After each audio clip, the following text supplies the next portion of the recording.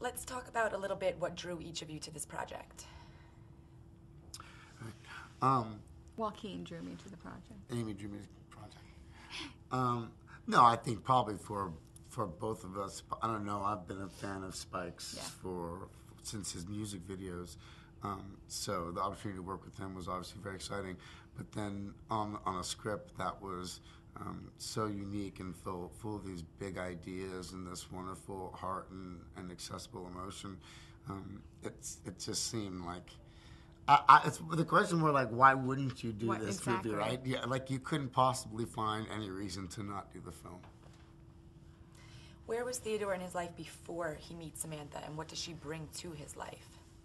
I think Theodore is somebody that when we meet him is in a forced, self-imposed isolation. He just doesn't really know who he is anymore. So much of his identity was wrapped up in his marriage and his relationship, and it's something that was so important to him. And when that dissolves, he has this feeling that he's not connected to the world in any way. He can't even connect to his friends, and so he feels isolated. And Samantha, because of her own desire her own appetite for learning about the world and about emotion and about experience, reignites his passion for the world, because he was somebody that was very curious and playful and excited and full of love. And so she really helps him to find himself again, find the Theodore that he was. What do you say in the film? I miss Theodore, not the mopey, miserable Theodore, but the fun, you know. Yeah. And that's really, I think, what Samantha helped him to rediscover. Explain the relationship between Theodore and Amy. What do their characters have in common when the film opens? Heavy sex. That's not true, actually. It's a friendship, yeah.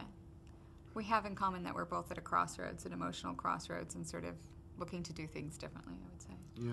Kind of. And it is cool. You were talking about this before, about that seeing a friendship, an unbelievable friendship between a guy and a girl, and how rare that is in films. And it is, yeah. No innuendo, no overtures, no. Just love.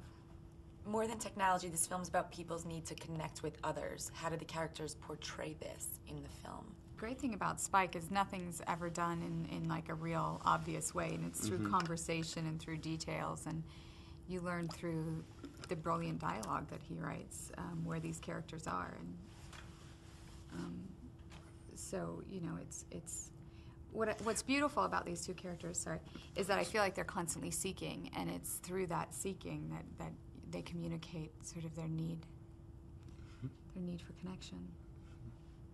Do you think technology is changing the way people connect these days? Of course. Oh, elaborate? Oh, I don't think I can. I'm so sorry.